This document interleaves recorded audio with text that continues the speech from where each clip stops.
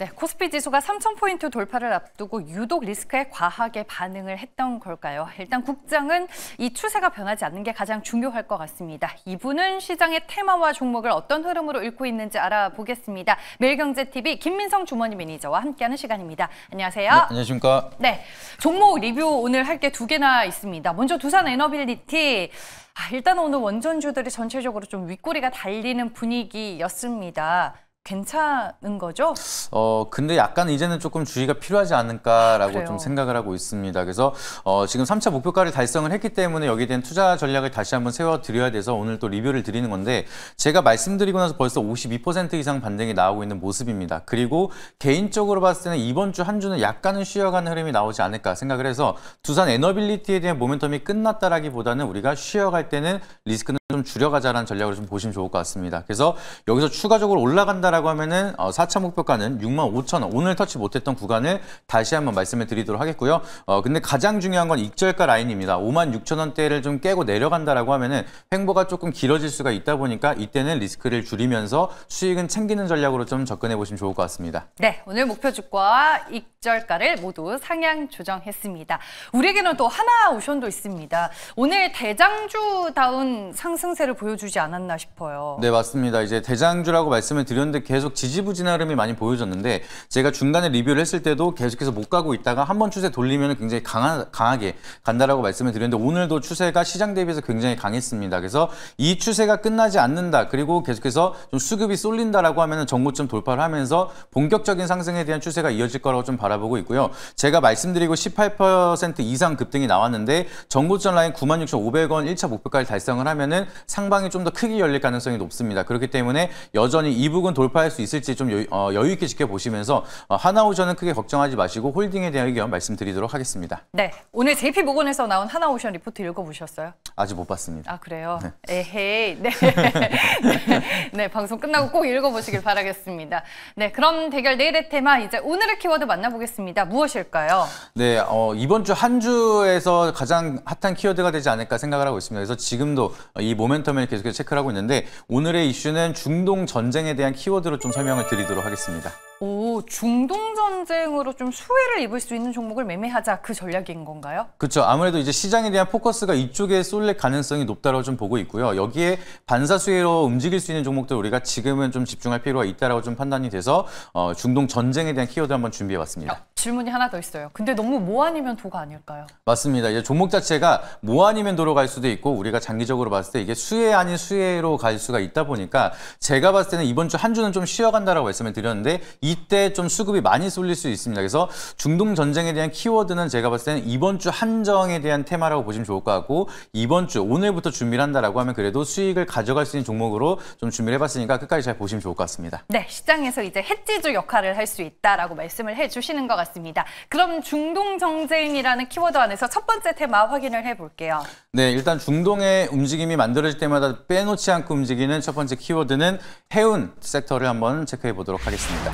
결국 이쪽 테마에서 제일 중요한 이슈는 호르무즈 해협의 봉쇄 여부인 거죠? 맞습니다. 이제 사실 증권가라든지 많은 언론사에서는 가능성은 굉장히 미미하다라고 얘기를 하고 있지만, 이란에서는 거기에 대한 가능성을 검토하겠다라고 얘기할 정도로 호르무즈 해협에 대한 무기를 계속해서 꺼내고 있는 상황입니다. 그래서 여기에 대한 봉쇄가 다시 한번 언급이 된다라고 하면은 해운에 대한 좀 모멘텀이 다시 한번 부각이 될 가능성이 높다라고 좀 보고 있고요. 우리가 지금은 약간은 모멘텀 자체가 약한 모습이지만, 작년만 하더라도 이제 홍해 관련된 이벤트가 만들어질 때마다 해운주가 좀 강한 시세를 많이 보여줬습니다. 근데 여전히 많은 해운 업계에서는 홍해를 피해서 우회 항로를 좀 선택을 하고 있다라고 할 정도로 후티 반군에 대한 모멘텀도 우리가 빼놓지 않고 중동에 대한 이슈가 이어지고 있기 때문에 중요한 이 두 가지의 이슈는 지속적인 체크가 필요하다라고 보시면 좋을 것 같습니다.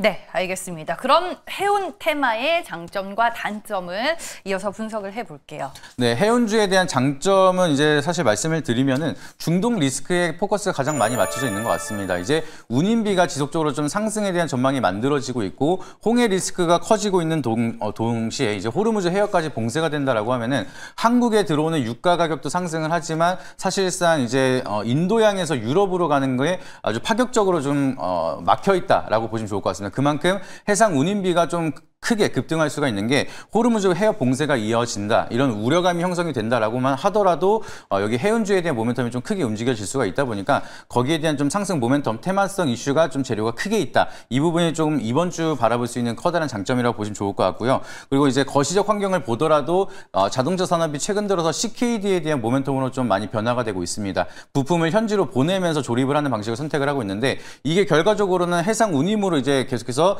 부품을 보내야 되는 상황이다 보니까 이것도 장기화로 본다라고 하면은 해상에 대한 모멘텀도 꾸준하게 성장에 대한 동력까지 가지고 있다는 점이 우리는 또 하나의 장점이라고 보시면 좋을 것 같습니다. 네, 하나는 이제 중동발 리스크로 예상해 볼 수 있는 장점 얘기를 해주셨고 그 외에 추가적인 장점까지 저희가 따져와 봤습니다. 단점으로는 뭘 봐야 될까요, 해운은? 네, 사실 이게 아까도 잠깐 말씀드렸던 것처럼 이게 장기화가 된다라고 하면 수혜 아닌 수혜라고 말씀을 드렸는데 이 우회 경로가 지속적으로 이어진다라고 하면은 이제 비용 자체가 조금 부담스러워질 수가 있습니다. 그래서 수요 자체가 줄어들기 시작을 하고 실적에 대한 악화 모멘텀이 될 수가 있다 보니까 이러한 지금 이번에 말씀드렸던 이벤트 같은 경우에는 단기적인 단발성 수혜다라고 보시면 좋을 것 같고 이게 지속화가 되기 시작을 한다라고 하면 유가도 올라가고 해상 운임비도 올라가고 이게 기업의 실적 자체에 좀 모멘텀이 되기에는 장기적으로는 부족하다. 이 부분이 좀 단점이라고 보시면 좋을 것 같습니다.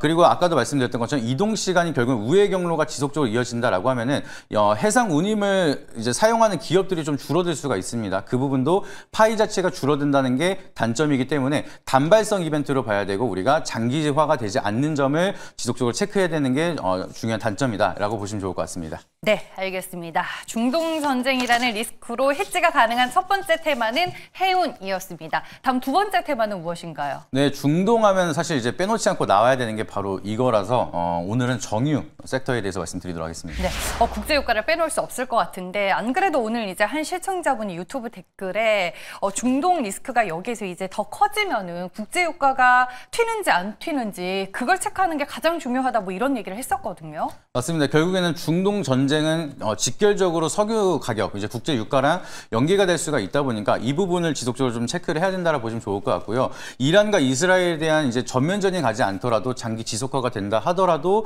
유가는 상승할 가능성이 좀 높게 바라보고 있습니다. 그리고 이제 이스라엘에 대한 전쟁은 이제 하마스에 대한 전쟁도 아직은 끝나지 않았기 때문에 이 중동 전쟁이 어디까지 이어질 수가 있는지 그리고 중동에 대한 포커스가 워낙 이제 유가에 포커스가 많이 맞춰져 있기 때문에 유가 상승에 대한 흐름이 어떻게 이어질지 이 부분 지속적으로 좀 체크를 해야 된다고 보시면 좋을 것 같고요. 아까 잠깐 말씀드렸던 호르무즈 해협 같은 경우에는 봉쇄가 된다라고 하면 한국으로 들어오는 해운선이 정유를 실은 해운선의 거의 70%를 이동을 하고 있습니다. 그래서 거기에서 한국으로 들어오는 유가가 못 들어오게 된다라고 하면은 한국이 가장 커다란 직격탄이 될 수가 있다 보니까 여기에 포커스가 맞춰져 있는 기업들이 좀 더 모멘텀이 좀 크게 부각이 될 수가 있으니까 호르무즈 해협이라든지 국제 유가에 대한 가격을 좀 우리가 잘 체크해 봐야 된다. 이 부분 기억해 보시면 좋을 것 같습니다. 네, 알겠습니다.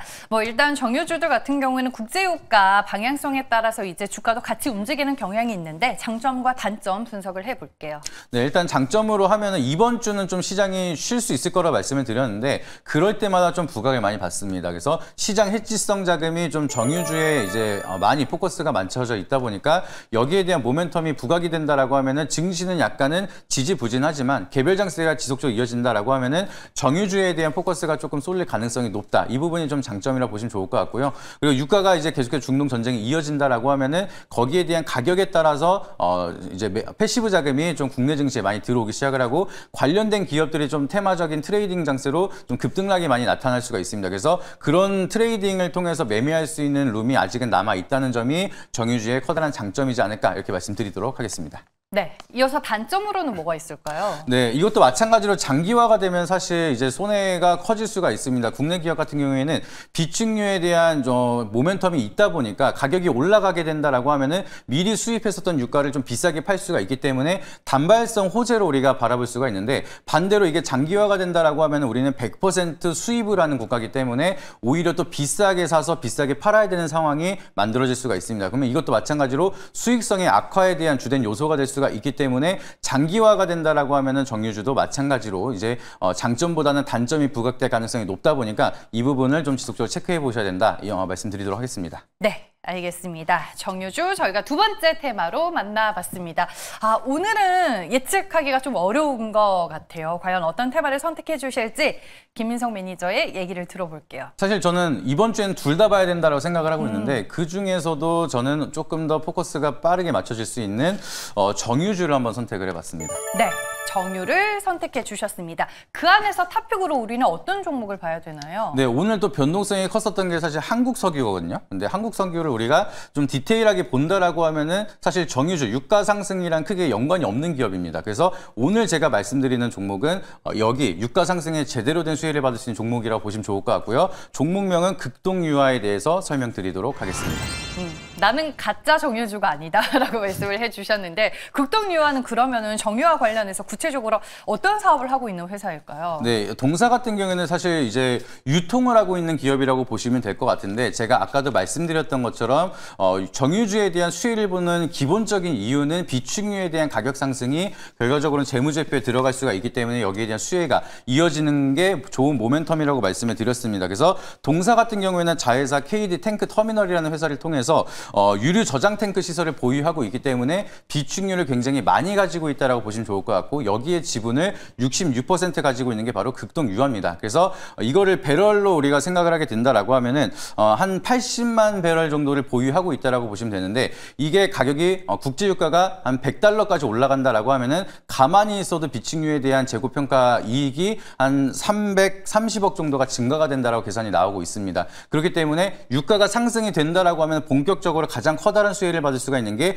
극동유화라고 보시면 좋을 것 같고요. 자회사 지분 66%를 가지고 있기 때문에 여기에 대한 지배주주 순이익으로 연결제표가 들어간다라고 하면은 극동유화도 한 217억 가량에 대한 단기 순이익이 증가가 된다라고 보시면 될 것 같습니다. 근데 1년치 작년 실적을 보시게 되면은 1년 동안 본 단기 순이익이 100억이 안 되는데 유가만 올라간다 하더라도 200억 이상에 대한 실적을 기대할 수가 있다 보니까 사실상 유가가 올라갔을 때 가장 커다란 실적에 대한 모멘텀을 가져갈 수가 있는 거는 바로 극동유화라서 이 부분만 참고하더라도 현저히 굉장히 저평가받고 있고 제대로 올라갈 수 있는 기업이라고 보시면 좋을 것 같습니다. 네, 자회사 모멘텀을 가장 큰 투자 포인트로 강조를 해주셨습니다. 근데 이 종목이 중독 리스크가 불거진 이후로 주가 변동성이 상당히 커진 걸로 알고 있는데 전략은 어떻게 가져가야 될까요? 네, 이제 뭐 아니면 도라고 우리가 말씀을 드렸는데 사실 차트를 한번 보여주시게 되면은 하방에 대한 리스크가 거의 없습니다. 이제 올라간 거를 거의 다 반납을 했기 때문에 오히려 여기서 상승은 좀 룸이 많이 열려 있고 하방으로 떨어진다 하더라도 제한적인 하락이 예상이 되고 있는 구간이라서 지금 구간에서 우리는 좀 적극적으로 바라보셔도 좋다라고 좀 말씀을 드리도록 하겠고요.